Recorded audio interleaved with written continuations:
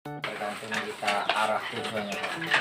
Kalau kita untuk penggemukan kemungkinan bisa 3 bulan ganti lagi. Kalau untuk breeding ya kemungkinan jangkanya panjang. Iya. Tergantung. Kalau kita tujuannya penggemukan aja ya mungkin 3 bulan. Hanya yang penting tahu pas kalau kita basah nandur nanamnya. Berarti tahu cara perawatan ya? Ya, maksudnya bulan lagi ada anjuran, ntar 3 bulan ke depan lagi mahal, gimana nanam dombanya, seberapa ukuran besarnya. Ini blok sumur lagi ya Pak? Iya, RT berapa ini? RT 02 RW 03 02 03 Harus sama Bapak Warkip Bapak Warkip ya. Ya mudah-mudahan kedepannya saya bisa membantu, Terima tapi kasih. tidak menjanjikan ya saya Iya. coba ya Pak. Iya. Usahakan gimana caranya gitu buat apa sih namanya supaya tidak punah gitu dari Iya, peternakan betul, yang Pak. udah berkembang sekarang itu harus dipertahankan masih Betul. sekarang kan sebenarnya dari pernyataan Bapak ini benar, beternak itu nggak susah, yang Betul. susah itu gengsi sekarang. Betul. Gengsi. Padahal kalau kita tahu untungnya lumayan juga. Iya. Nah, kalau masalah gengsi itu Pak, saya dulu udah nggak mikirin lagi yang namanya caranya beternak. Yang penting saya beli, dapat untung. Beli, dapat untung. Cuman yang saya pikirkan, gimana anak cucu ke depannya.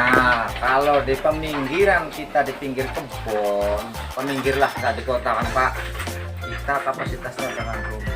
Anak cucu kita nggak diarahkan begini. Usaha pabrik susah, yang sarjana banyak anggurnya Pak. Ya kan? Makanya saya berani dari saya udah kalau dibilang saya pembeli kambing udah usah nggak beternak lagi saya Pak.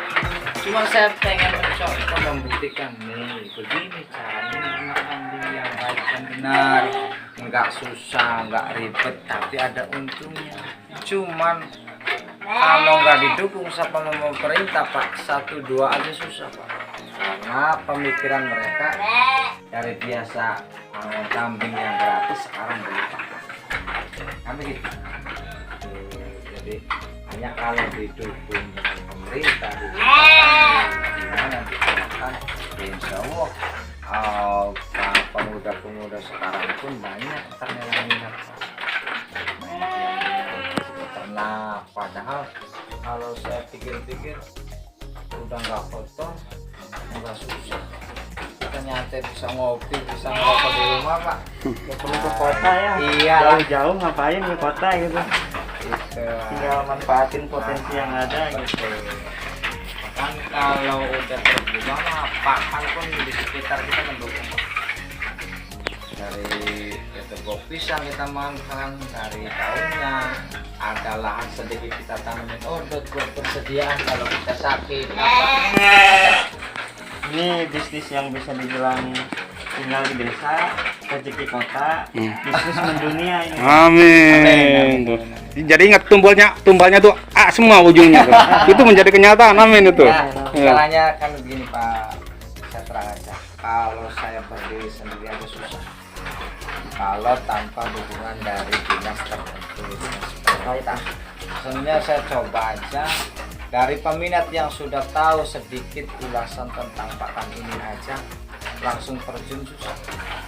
Kalau tanpa dijembatani pemerintah, artinya kalau orang suka mulai tuh, begini, ayo kita ngobrol, ayo kita diterangkan. Setelah diterangkan, gimana caranya dituntun. Kalau udah bisa jalan sendiri mah Pak, nanti sekelompok ini ya minimal kita nggak usah perlu banyak dulu, kita garap 10 orang 5 orang percontohan saja, jadi enak malah ntar Pak.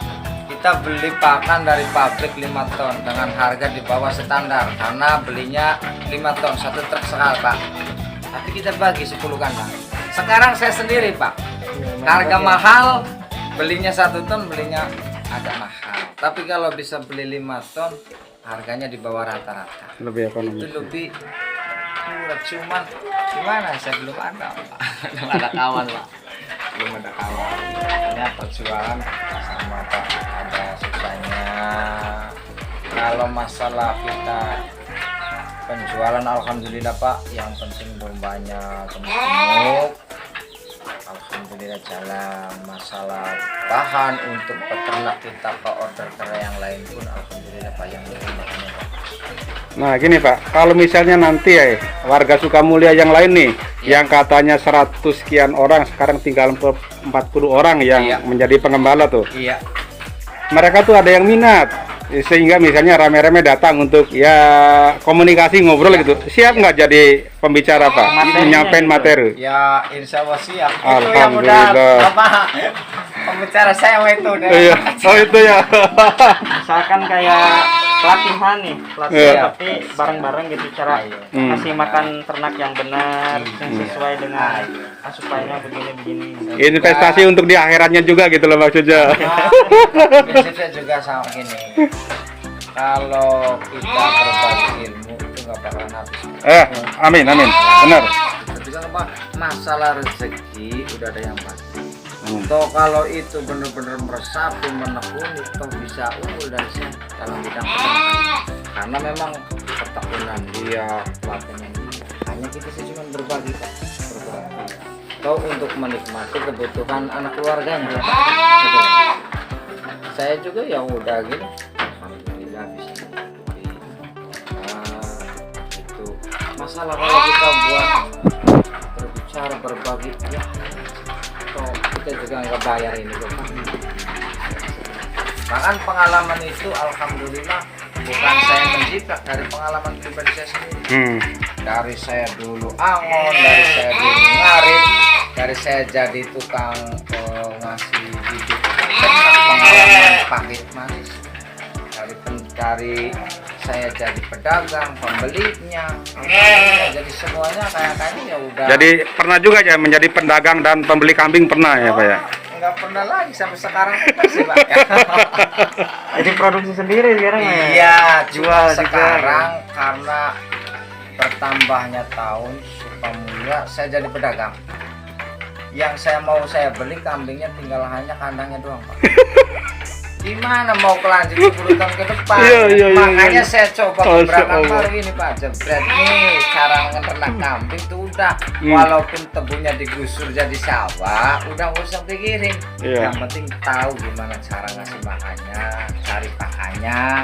Makanya saya buka gebrakan baru. Toh kalau mereka ngerti jalan, otomatis kambingnya banyak lagi Pak. Saya cari bahan tuh nggak susah. Jadi nggak terlalu repot buat kesana kesini gitu ya Pak, ikut-ikut kambing gitu ya. Gimana hanya masa jauh. Memang kalau usia mah saya juga bilangin ya Tuhan yang kono bahasanya. Cuman kalau masalah pengalaman kan belum tentu. Iya. Karena pemikiran orang kapasitasnya ada yang dalam, ada yang kurang. Saya juga Semua ada batasan, tapi kita mencoba untuk ikhtiar dulu kan. betul. Nah, ini juga perencanaan gini ya, saya aja 1 tahun Pak. 1 tahun diperencanakan, diperhitungkan, setelah itu baru ketemu langsung orang juga. Jadi nggak semudah itu karena ya bagi saya Pak,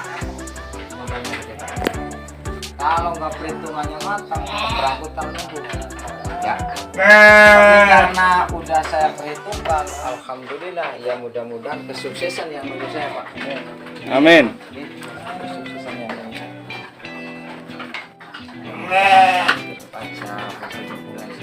Kalau nggak didukung sama pemerintah, karena ini wilayah Jawa Timur, Jawa Tengah itu sebenarnya tanah kering Pak. Tapi mereka pinternya mengolah pakan yang keras, yang kering itu diolah jadi pakan hasil. Kalau masalah subur, mas subur daerah Jawa Barat. Di sini bisa tanam kedelai, bisa tanam ubi, bisa tanam singkong. Tapi di Jawa Tengah padi pun sekali pun tidak. Tapi mereka dari kebun sawo diolah jadi pakan, dari kacang hijau, kacang kedelai bisa diolah dan dimakan. Kok kita malah beli ke sana Pak? Jadi itu tenaga besar, otaknya kurang. Tapi di sana alhamdulillah didukung dengan perusahaan ini, jadi makanya bisa udah jarang yang gembala yang mari. Oke, kita lihat itu Pak. Nih contoh kandangnya guys. Ya. Ini metode kandang budidaya Pak Warkim nih, Farhin ya. Nah, yang sebelahnya itu yang putih itu kakaknya Pak Warkim dengan metode budidaya yang konvensional ya. Itu beda.